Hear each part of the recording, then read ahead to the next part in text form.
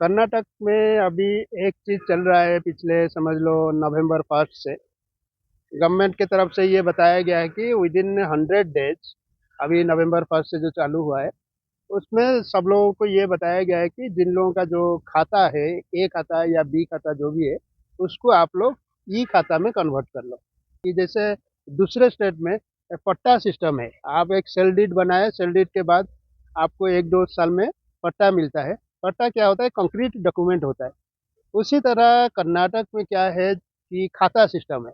खाता बोले तो क्या है कि अगर आपका जो भी पेपर सब सही है, आप अकॉर्डिंग टू रूल्स आपका प्लॉट या घर बनाए हैं, तो आपको ए खाता मिलेगा।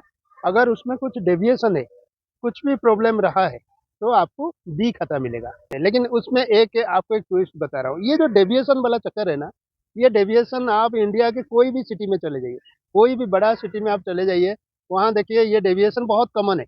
90% जो घर बना हुआ है वो अ, जैसे अप्रूवल एक प्लॉट के ऊपर लेते हैं कि ये घर मेरा मेरा घर का साइज होगा, इस तरह जो भी अप्रूवल होता है। लेकिन जब एक्चुअल घर बनाते हैं वो अकॉर्डिंग टू अप्रूवल प्लान वैसे नहीं बनता है। 90% केस में मैं आपको बता दूं, तो ये जो डेविएशन है, ये जो बी खाता वाला जो चक्कर है ना, वो ऑल ओवर इंडिया हर एक सिटी में है। इतना आप लेके चलो।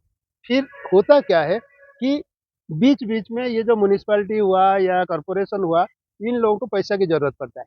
तो क्या करते हैं कि ये लोग एक सर्कुलर लेते हैं कि आप लोग जितना भी डेविएशन किए हो, आप कुछ पेनल्टी भर दो।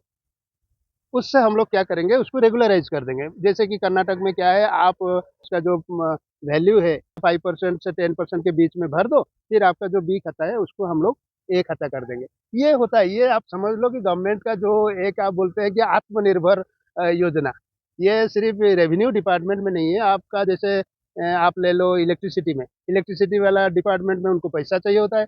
बीच में तो वो आके घर का 1-2 जगह 4 जगह वो लोग क्या करते हैं, सरप्राइज विजिट करते हैं, फिर बोलते हैं कि आपका लोड जो है, वो लोड आपका 3 किलोवाट का लिए है, वो एक्चुअली अभी 5 किलोवाट 7 किलोवाट, तो आप इतना सिक्योरिटी डिपॉजिट करो, नहीं तो फाइन दो। ये एक तरीका है। आपका इलेक्ट्रिसिटी डिपार्टमेंट हो, आपका आरटीओ का ही देख लो, मार्च के महीना में कितना हेलमेट का चेकिंग होता है। तो जब पैसा की जरूरत पड़ता है तो ये लोग क्या करते हैं, ये सब कुछ सॉफ्ट टारगेट ढूंढते रहते हैं।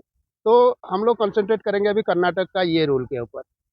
अभी हुआ क्या, जितना भी बी खाता है उसको वो लोग कंपेल नहीं कर सकते कि आप एक खाता अभी को अभी बनाओ। ये नहीं कर सकते क्योंकि वो पहले से बना हुआ है। अब इसमें ये लोग क्या किए, ये एक चीज वो लोग ट्राई किए कि इलेक्ट्रॉनिक खाता में कन्वर्ट करने के लिए लोगों को बोले। उसमें भी एक चीज मैं आपको बता दूं, ये जो ई खाता वाला चक्कर है, ये अभी क्या है, आपके पास ए खाता है या नहीं तो बी खाता है, उसको गवर्नमेंट कंप्यूटराइज करना चाहता है। कंप्यूटराइज या जो उसका इलेक्ट्रॉनिक डाटाबेस है उसमें रखना चाहता है। कोई बड़ी बात नहीं है, ऑल ओवर इंडिया ये भी होता है। आप भूलेख एक साइड है, भूलेख साइड में चले जाइए दूसरे स्टेट का, जितना भी जमीन जायदाद जो भी पहले का जो पट्टा सिस्टम था, अभी वो सारे जो है इलेक्ट्रॉनिक होके इलेक्ट्रॉनिक डाटाबेस में आप आपका घर का डिटेल और प्लॉट का डिटेल आपको मिल सकता है। उसके लिए गवर्नमेंट तो कुछ पैसा नहीं लिया। लेकिन ये ई खाता के लिए फिर पैसा क्यों मांग रहे हैं? अभी एक चीज ये हुआ है, ये लोग बोले कि आपको ई खाता करना पड़ेगा। अब बहुत बड़े इंटेलिजेंटली वो क्या बोले कि उसके लिए ज्यादा नहीं, 1,000-1,200 रुपया खर्चा आएगा। उसका क्रोनोलॉजी आपको मैं समझाता हूँ, ये हुआ कैसे। जुलाई 1 से वो एक सर्कुलर ले आए कि जितना भी अप्रूवल होगा, घर का अप्रूवल होगा घर बनाने का, वो सारे लोगों का जो जमीन है वो ई खाता में कन्वर्ट होना चाहिए। That was the first step. और एक गवर्नमेंट एक बिल लाया उनका जो असेंबली में, शायद बिल नंबर 48 2025, ये 2025 का बिल नंबर 48, जिसमें वो लोग बताए कि ई खाता इज मैंडेटरी फॉर रजिस्ट्रेशन। जो भी सेल डीड वगैरह बनाना है उसमें आपको ई खाता करना पड़ेगा। लेकिन उसके तुरंत बाद उसके लिए फिर पीआईएल डाला गया। पीआईएल डाल के कोर्ट में ये बताया गया कि अभी जो पब्लिक जो है या गवर्नमेंट जो है, they are not ready for making all the property e khata. वो पीआईएल में चला गया, अभी गवर्नमेंट को उसका एक्सप्लेनेशन देना पड़ेगा, वो कोर्ट का चक्कर में वो चलता रहेगा। अब देखिए, यहाँ का जो रेवेन्यू मिनिस्टर है कृष्णा गौड़ा, उन्होंने एक प्राइवेट चैनल को इंटरव्यू दिया कि नवंबर 1 से सबको ई खाता करना पड़ेगा, नहीं तो सेल डीड नहीं बन सकता है और कोई अपना नहीं बेच सकता है। लेकिन उसका कोई लीगल ऑथेंटिकेशन अभी तक नहीं आया है, इसका कोई गवर्नमेंट सर्कुलर नहीं हुआ है, तो ये चीज मान्य नहीं है सबको। आने वाला दिन में हो सकता है, इसका कोई प्रॉब्लम नहीं है, लेकिन ऐसा नहीं है कि नवंबर 1 से ये लागू हो गया, मिनिस्टर बोला बोल के, क्योंकि ये बिल अभी तक अप्रूव नहीं हुआ है और गवर्नमेंट सर्कुलर अभी तक आया नहीं। अब क्या हुआ है, ये जो ब्लॉगर वगैरह रहते हैं, वीडियो ब्लॉगर, ऑडियो ब्लॉगर या जो लिखते हैं नेट में, वो लोग अपना चालू कर दिए कि ई खाता मैंडेटरी हो गया और आपका सेल वेल नहीं हो सकता है। ठीक है, कोई बात नहीं, अच्छी बात है। आप पैसा भी लो, ई खाता करो, लेकिन उसमें एक पेंच है, उससे फायदा क्या है? फायदा तो गवर्नमेंट को कुछ हो नहीं रहा। 1000-1200 रुपया लेके अगर आदमी लोगों को ई खाता करना है तो गवर्नमेंट को तो कुछ फायदा नहीं है।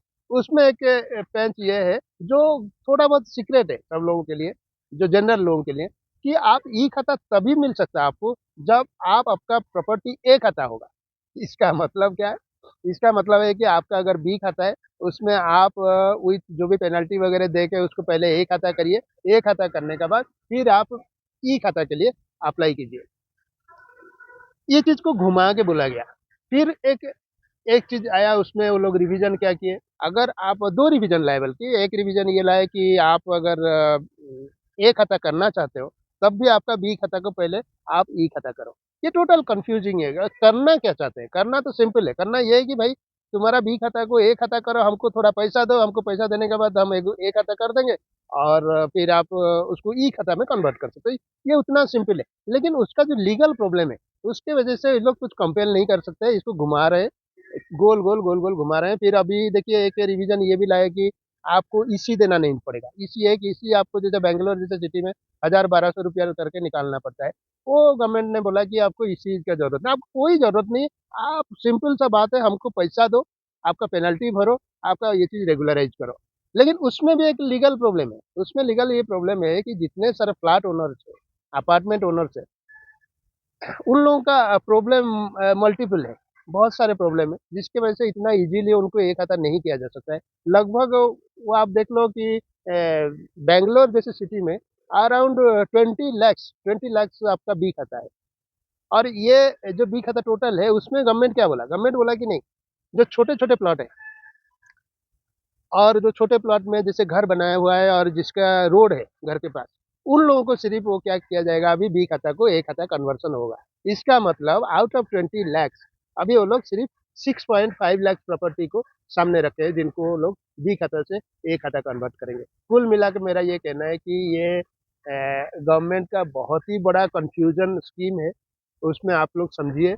अभी तक कोई गवर्नमेंट सर्कुलर नहीं आया, लेकिन आने वाला दिन में ये ई खाता मैंडेटरी होगा, ऐसे तो लगता है। तो आप लोग जिन लोगों का छोटे-छोटे प्लॉट है, छोटे प्लॉट में इंडिविजुअल घर बनाए हैं, मेरा तो ये कहना होगा कि आप लोग अभी ये अच्छा टाइम है, विदिन 100 डेज़ आप पैसा भर के, पेनल्टी भर के, जो भी उनका 5% 10% जो भी है, वो भर के उसको ए खाता कर दीजिए, फिर ए खाता से ई खाता करना बहुत मामूली चीज़ है, वो हो जाएगा।